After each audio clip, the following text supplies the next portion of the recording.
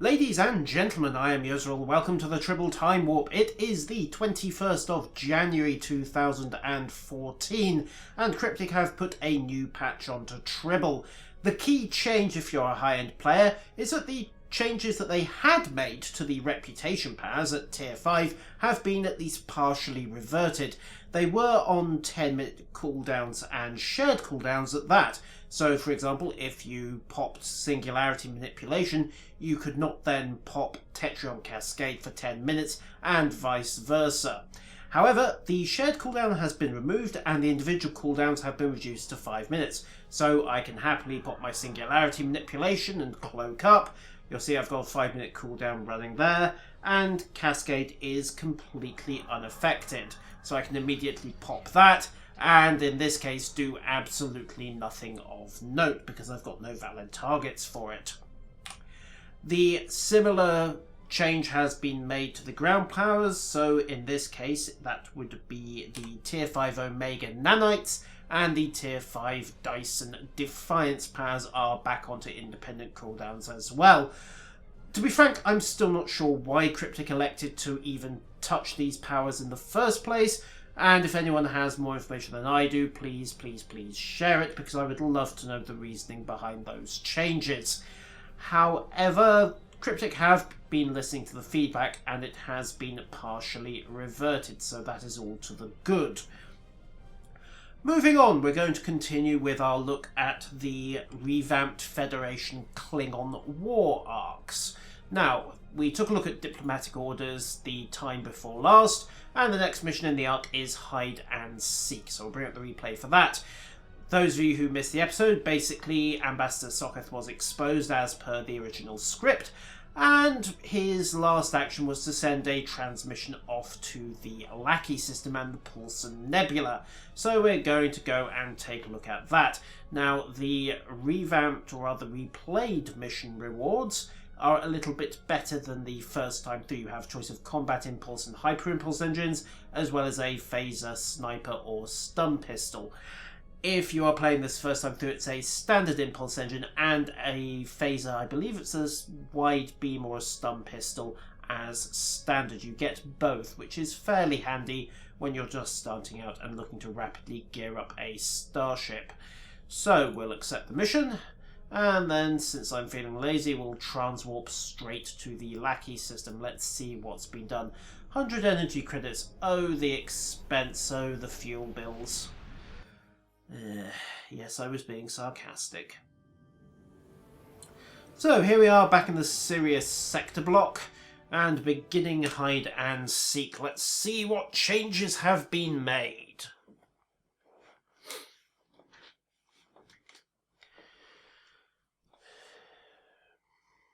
This may be purely subjective and I may be completely wrong, but loading times on missions seem to have increased somewhat with recent patches. Foundry missions have always been slow to set up and load, at least until they get their initial maps ordered and set, so you tend to see a rather rapid loading sequence from about 40% onwards, but I don't remember seeing this crawl through the first few percentage points on Cryptic scripted missions before. Maybe they're just standardizing so everyone gets the same performance. Maybe I'm just making it up completely. Something to keep an eye on at any rate.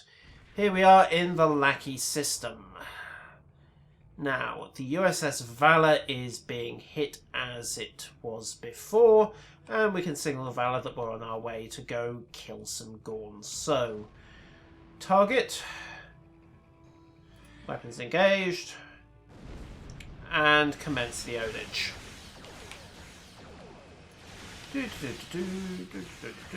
Come on, down you go. Down you go. 1 and 2. This should be over fairly quickly. There we go. Short and sweet. Doesn't take much longer with a standard level ship for this kind of mission either, even if you're still running around in a TOS Connie. Thank you for the assist. Okay, they've tweaked the dialogue here. Captain Stefan Mutz. Let's get those plasma torpedoes out of earshot a little more. So, they retreated from the nebula to make repairs and stumbled across an illegal Gorn mine operation. Presumably the Gorn didn't take that well. Our captain is turning into a bit of a smart-ass. Okay, so we arrived just in time because they've got new no dilithium. That means no warp drive and a very, very long haul. Right, so we can't give any dilithium without shutting down the engines, which is too risky, so we'll collect some from the engines. If you're an engineer, you get an alternative option here, which means you only have to collect the one dilithium crystal because, hey presto, you have the skills to hot swap some dilithium out of your own reactor without dying of radiation poisoning. So, being the first set of dilithium crystals aboard,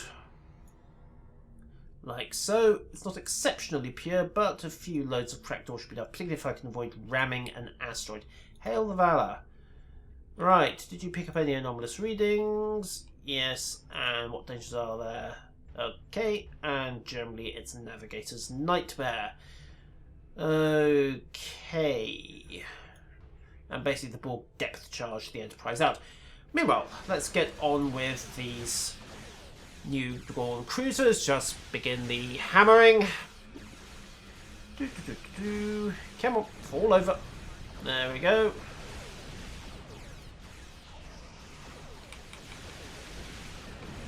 Boom, boom, boom, boom, boom. Interestingly, the plasma torpedoes then immediately detect the mine and proceed to detonate.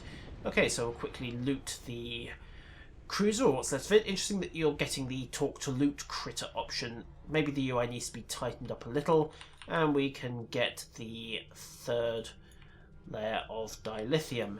That layout has been tweaked. Those used to be in a diamond shape, with the Valor forming the fourth vertex. However, we'll quickly swing round, and another Gorn ship jumps the Valor, so we have to dash back.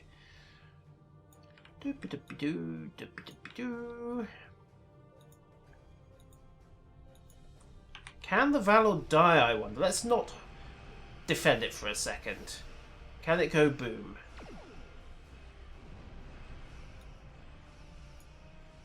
No, it can't. Looks like it's invulnerable. That's interesting.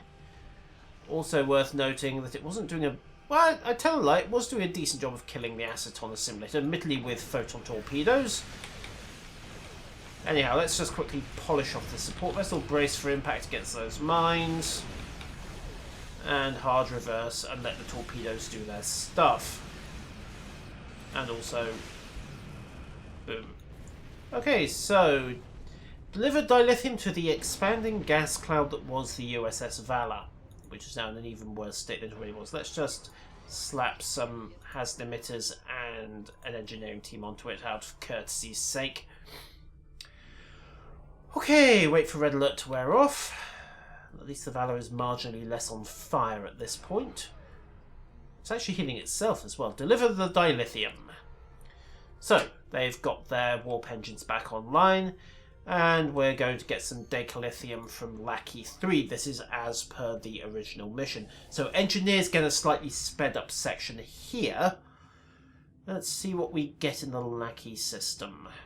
Or rather, the next bit of it. So, the decalithium processing facility is dead ahead. The Gorn have numerous problems in the shape of frigates and other little vessels lying around, so not that they'll last very long. Let's just get this done. Scan and fire.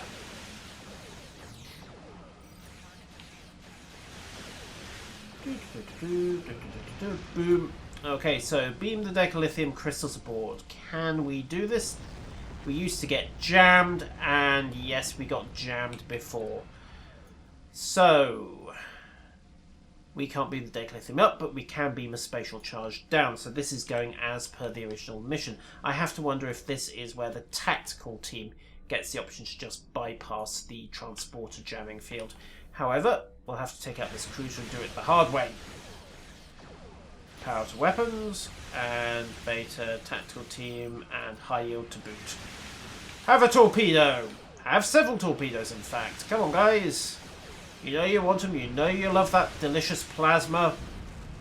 Alright, maybe that's a total lie. Anyhow, beam the charges to the jamming station. And as a nice touch, you now get some Gorn evacuating as the station goes bang. So that's nice touch. Also, they've updated the graphics on the station itself. The lights have gone out. So, let's see if we can go get that decalithium now. Shouldn't be a problem. Of course, we have now got 2 more Vishap frigates in play, but let's face it, that's never really going to be a major obstacle to the ship like an Avenger.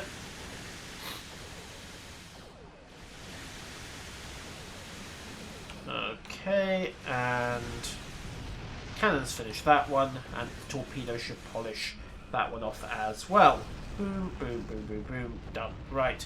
Beam decalithium crystals aboard. Let's supercharge the engines. Done. Okay, and of course, looty, looty, looty. Right, engine efficiency increased by 4.7%. Excellent, and we should be able to boost the impulse drive enough. Okay, so let's head to the Paulson Nebula and see where the science officers get their little shortcut. Welcome to the Paulson Nebula. Still in the Lackey system, apparently. So, okay, they have cut this down. It used to be 5 suspicious objects, and there used to be guards at all of them. Now it looks like we've only got 3, and at least the first one doesn't seem to be guarded. So, played out and abandoned. Then moving on, we've got some Hegtars lurking around. Well, let's just blow those away. Those were Barrels at lower levels, by the way. Not that it matters. They still go boom just as quickly. Oh, what are you doing over there? Hi. And goodbye. Come on, fall over. Interesting bit of dialogue there from one of your officers. Hang on, we're in the middle of Federation space. How did the Klingons even get this place built without us noticing? Anyhow, scan the satellite, and we get some useful background information. However, it's not what we're looking for. Who knows, maybe it's one of the ones the NX-01 left behind. Although somehow I doubt it, given the size. Anyhow, here we are, and we have a Vorcha battlecruiser. This is a Corotinga at lower levels, so basically it's a level-appropriate battlecruiser. Calling the Photonic Fleet just to make quick work of this. And come on. That's not going to get you out from under my gun, so just fall over. Thank you. Right. Scan the enormous asteroid, and yes, we have a minefield to deal with. Of course, the mines are now stealthed, which is a little awkward.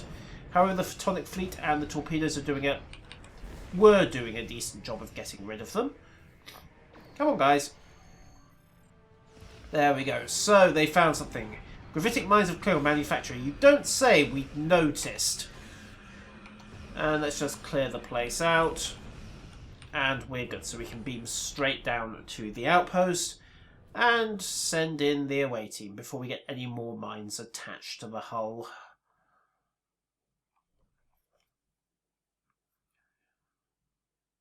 Okay, so nothing for science captains there, which is a little interesting. I wonder if it's going to come in here, because we used to have to hack the computers in this part of the base, so you never know. We might get a quick job done here. Maybe we can get some extra information as well.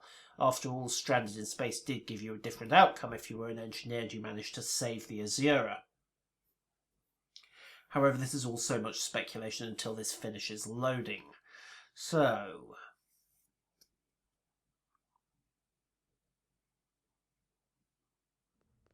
right then, off we go. And the interior has had a complete revamp. They're now using the Klingon sets rather than the generic interior. It was bright, it was lit, it was clean. How much more offensive to Klingon sensibilities can you get? Right, begin the option. Finished spies, eh? Funny, last I checked we were inside our territory and you were the ones doing the spying, but oh well, not to worry. You're all dead anyway. The facility can't be too large. Indeed, it's built into an asteroid. And why that Klingon had Ferengi tube grubs in his possession, I do not know. Who knows? Sometimes there's just no accounting for taste. Anyhow, in the back, fall over. And here we are, a few more. Looks like the MA-42 as well. Well, that's hardly a problem. Fire everything. And then just vaporize him. And him. Are you all dead? Yes, you are. Excellent. Right.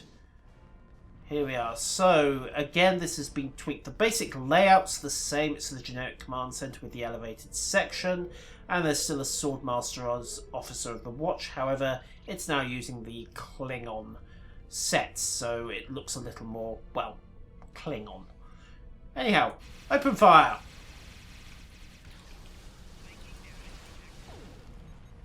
Okay. And hit him with a sniper shot. Right, I think that has been tweaked slightly. I'm positive that cloud of vapour that drifted away wasn't there before. However, it doesn't matter because we are rapidly running out of Klingons. So, let's see what happens if we try to hack this computer. This used to set off a timed defence option. So, transmit data. Okay, and there is no distinction here. Still a 60-second point defence. Oh well, who cares? Open fire! Come on.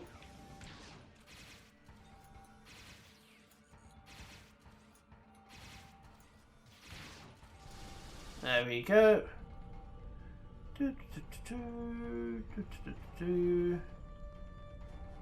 Anyone else? Come on.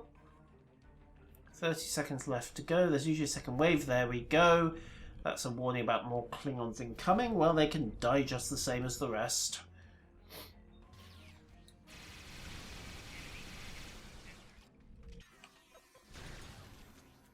Whoops. There we go. And 10 seconds, and I appear to have suddenly lost my sound effects for no readily discernible reason. And now they're back. Why do I suddenly not have... Okay, that's interesting. So, no science optional. That is most curious. Depart system. Okay, although to be frank, we could probably just wipe the floor with those Klingon ships anyway. No sound effects. What is going on there? It just cut out halfway through for no readily apparent reason. Don't think I hit any odd key combinations, but... Weirder and weirder. So, hail Starfleet, and turn in the mission. There we go. Right, just grab some random rewards. Right.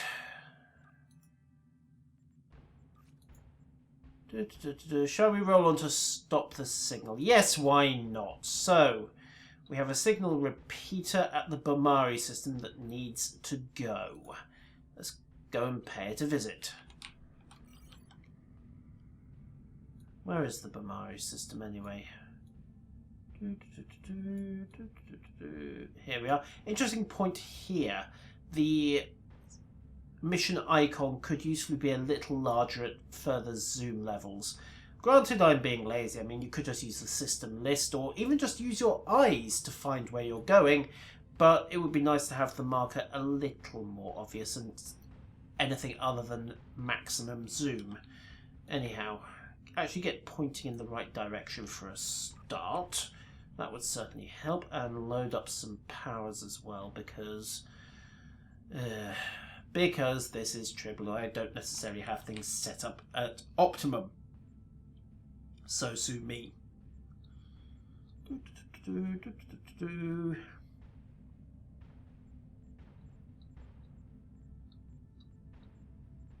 Okay, I think we've got most of the critical stuff. Of course, we do need Varta in play as well, and that should be good.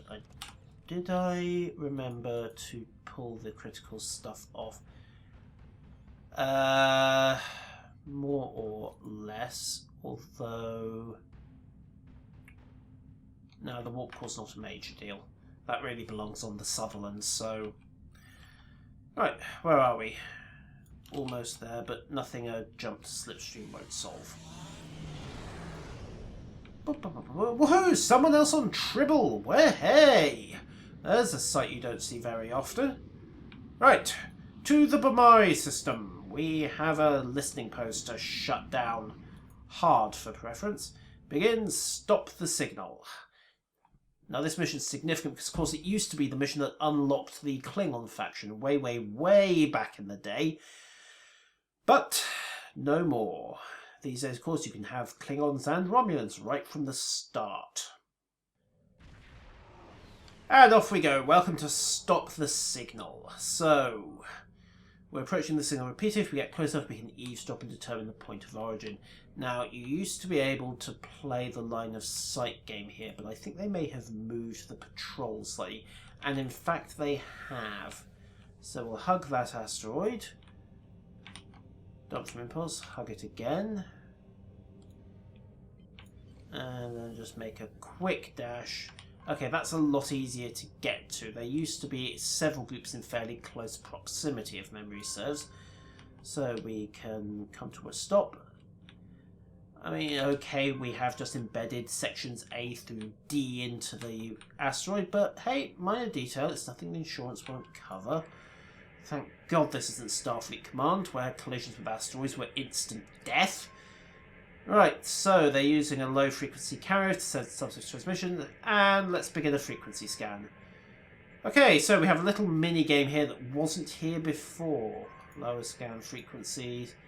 Okay, so we have contact frequency 5.9 there. Let's see what happens if we look for another frequency as well. Oh, we have some extra frequencies up here as well. Well, let's pick one. 12 cases of sodium. One gross. Okay, I don't know why he wants 144 self-sealing stem bolts. No one uses those anymore. Increase the scan frequency again. Righty-ho. We need to trace the destination of that signal. Well, I kind of wanted to play with the other frequencies, but okay, no matter. Ooh, we have a little cutscene. Tracing the signal now. Maybe this will get voiced, maybe it won't. And, oh, they're playing it with another repeater. This has actually been tweaked significantly. This used to just be, hey, we have another location. Show signal trace. So what do we get? Ah, right, so it actually gives us a direction finder. So that is handy, particularly if V is picking up anomalies nearby rather than anything else. So let's go for a little bit more eavesdropping. Okay, and again, dump from impulse. Oh, look, ambush, fine, works for me. Boom. Oh, come on.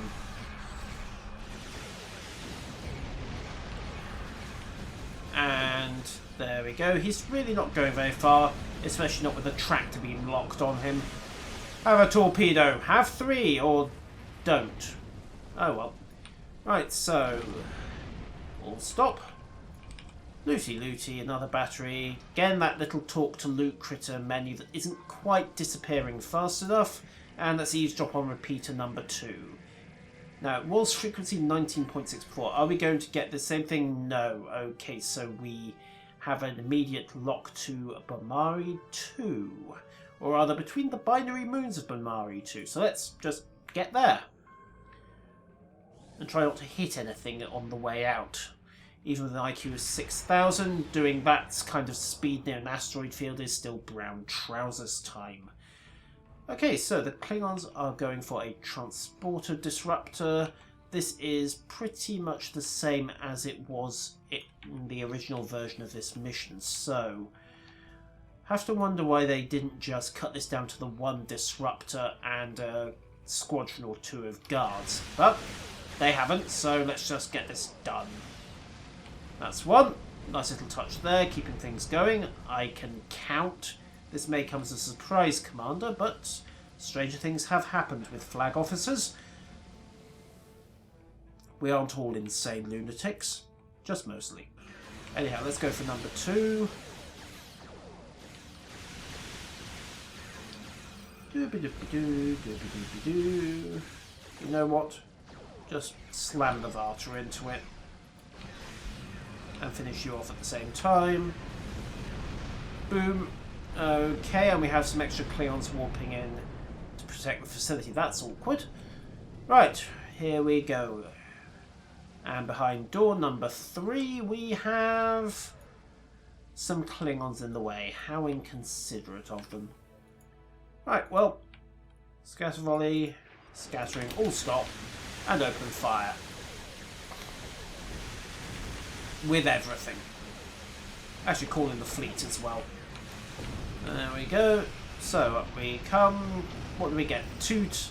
1 cruiser, 1 Typhoon, and A second typhoon, in fact. Fair enough. Boom, boom, boom, boom, boom. Goodbye.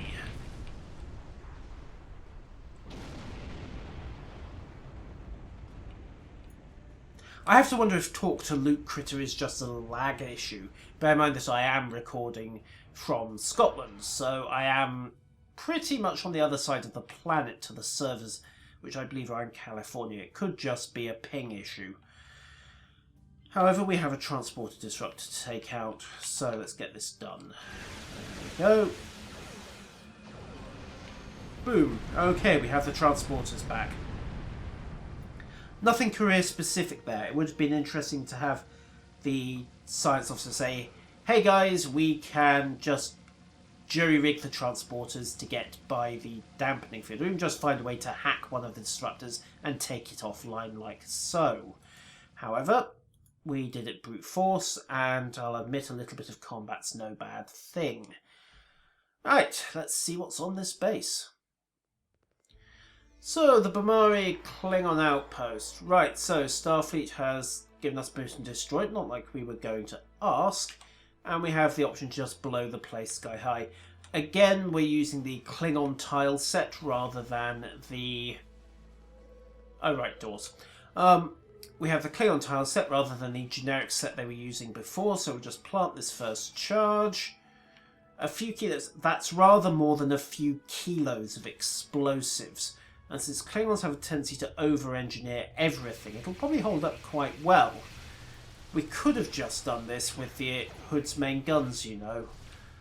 Just beamed a couple of large torpedoes straight into the reactor core. Still.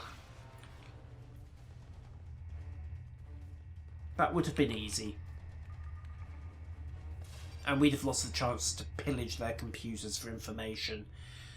Right, place charge number 3, and charge number 4 should be somewhere over here. Now, are they going to vary the layout, or is this a copy and paste? Yes, I would imagine the weapons fire, multiple ship-to-ship battles, and significant explosions outside probably tipped them off. Right, spatial charges are ready, and now we need to determine what they've done. Right. Okay, so we need to rinse and repeat. Any of the Klingons to do these things on a modular basis. Open fire and go. Yeah, there we go. You see that vapor cloud there? Either they've tweaked the graphics on the quad, or I've just never been paying attention before. Also, what has happened to my Omega anti-carbine? That's very weird. That looks as though it's missing half the barrel. Let's pull that up. Yes, where has the barrel of my Omega carbine gone? Let's just swap that out, see if that fixes it. Okay, so the Mako rifle's fine. The carbine has suddenly got its barrel back. Let's go into shooter mode. Fire. Try and come out of shooter again. Well, it suddenly reappeared. I don't know what was causing that. Anyhow. One little knock knock. Oh, we get another cutscene. Beep, boop, beep.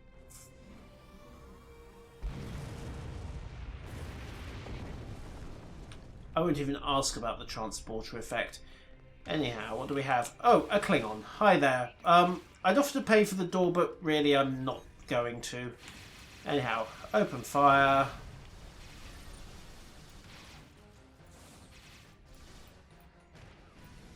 Another Swordmaster. And just... Oh, why did I even bother? Okay, so he is neatly broiled. Oh, we have a second Swordmaster as well. Hi there. Yeah. I'm sorry about knocking. Look, is it too late to apologise?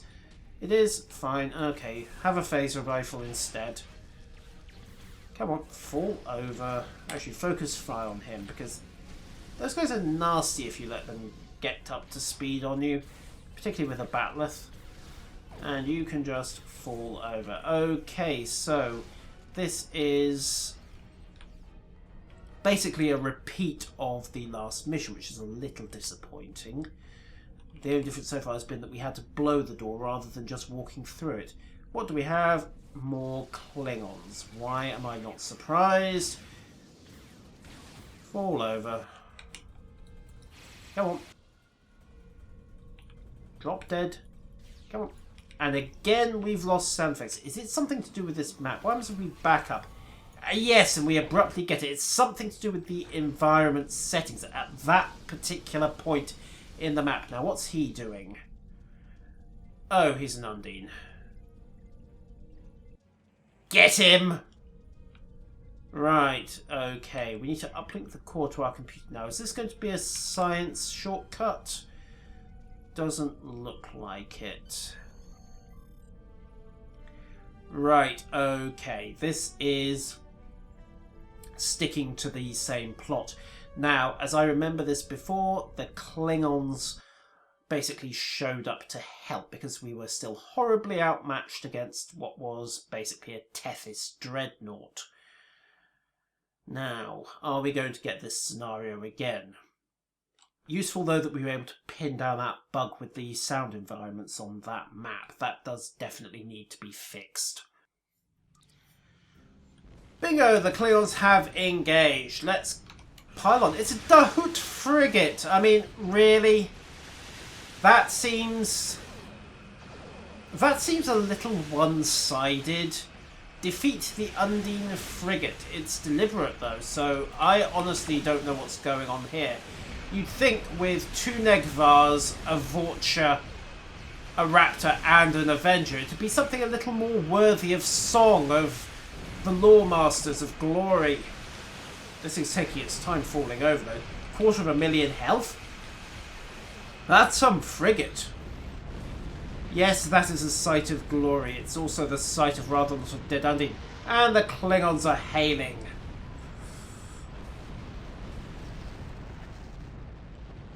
Right, Captain Raz. Maybe we'll meet him again. He could be an interesting recurring character. And we've got a course out of the system. So, the toughest Dahut frigate we're ever going to meet, really, guys.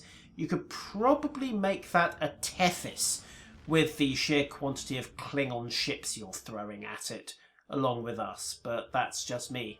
So, that's Stop the Signal. We have one environment bug turning up in the map in both Stop the Signal and Hide and Seek. That needs to be nailed down. Maybe a little tweaks. And it's interesting that only the engineers seem to have had career-specific options in those missions. Maybe it just needs a bit of development. Who knows? In any event, I have been Yusril. That has been the Tribble Timewarp for the 21st of January 2014. And until next time, farewell.